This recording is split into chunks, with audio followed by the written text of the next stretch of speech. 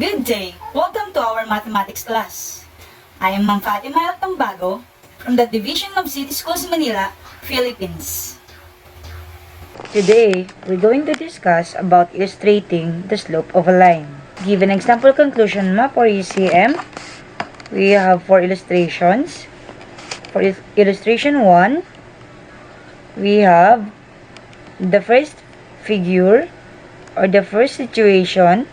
Teacher Carlos traveling to 2 different hilly roads. So let us observe the following figures for road 1 and road 2. The question is, which road is difficult to drive? For illustration 2, we have the situation number 2. After reaching the top of the hilly roads, Teacher Carlo needs to drive down the hilly roads. So the figure 3, we have road 3. In figure 4, we have the road 4. The question is, which road will build up speed? For illustration 3, we have the situation number 3. After moving down the hill, Teacher Carlo is now driving on a flat ground. For figure 5, we have the road 5. Do you think he can send text messages to his friends? Why or why not?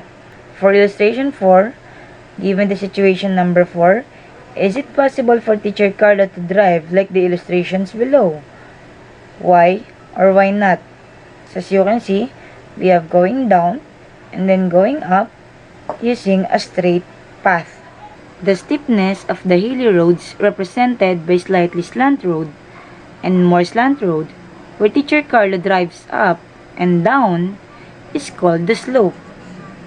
So for the conclusion, the slope represented or denoted by small m is defined as the ratio of the vertical change between 2 points to the horizontal change between the same 2 points. For the first illustration, we have our rise, which is equal to 2, or the distance or the units traveled by a car going up. And then for run, we have 6, which is equal to the units traveled by the car on the ground or in horizontal line. So for m or slope, we have rise over run, which is equal to 2 over 6.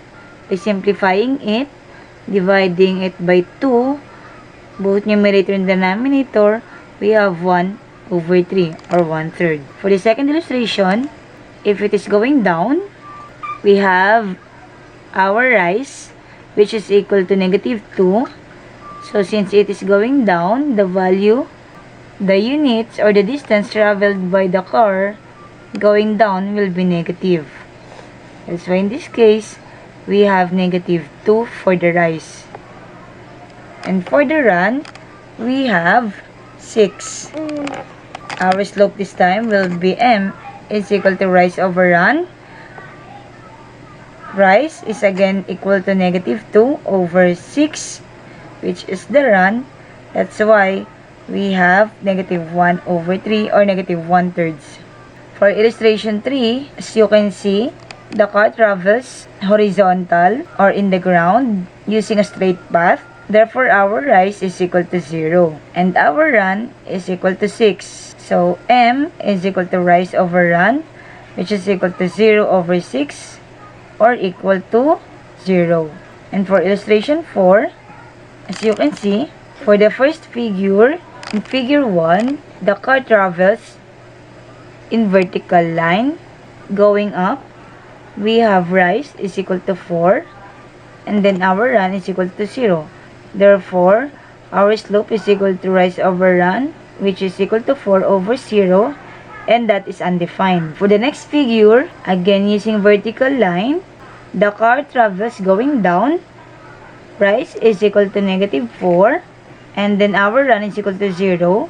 Therefore, m is equal to rise over run, which is equal to -4 over 0, and that is undefined. So as you can see, in the following illustrations, we use the graph for x and then y. For the conclusion, when given a graph, the slope or m is equal to rise over run. Next, given again example conclusion map or ECM. Example 1, we have 3x plus 2y is equal to 9. The value of a is equal to 3, b is equal to 2, c is equal to 9. M or the slope is equal to negative 3 over 2, which is equal to, by simplifying, we have negative 3 over 2. For example number 2, x minus 5y is equal to 2. Rewriting it, we have x plus negative y is equal to 2. So we have a is equal to 1, b is equal to negative 5, and c is equal to 2. M is equal to negative 1 over negative 5, and that is equal to negative 1 over negative 5. Simplifying it, we have negative over negative, that is equal to positive. That's why we will have 1 over 5. Example number 3, 4y is equal to 6 minus 5x.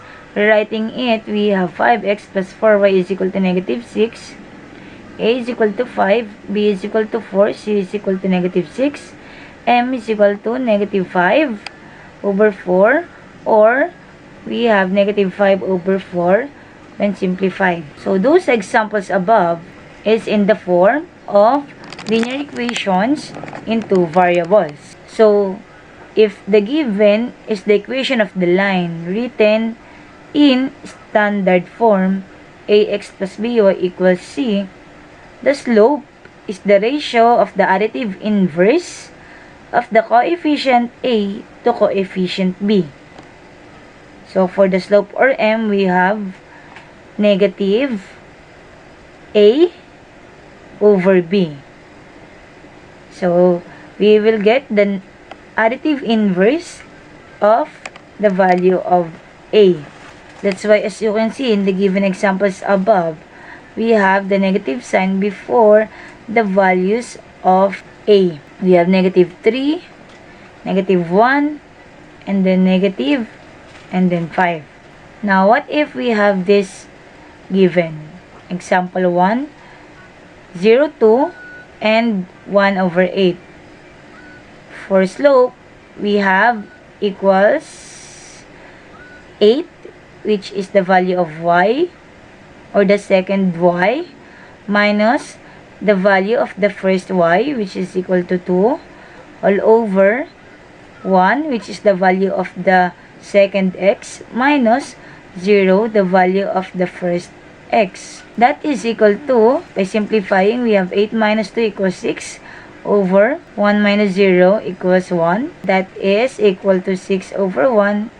We have 6. For example 2, we have the first ordered pair, negative 1, 8. And for the second ordered pair, we have negative 2, negative 5. Given the slope, m is equal to the value of the second y, which is negative 5 minus 8, the value of the first y, all over the value of the second x, which is negative 2, minus the value of the first x, which is negative 1.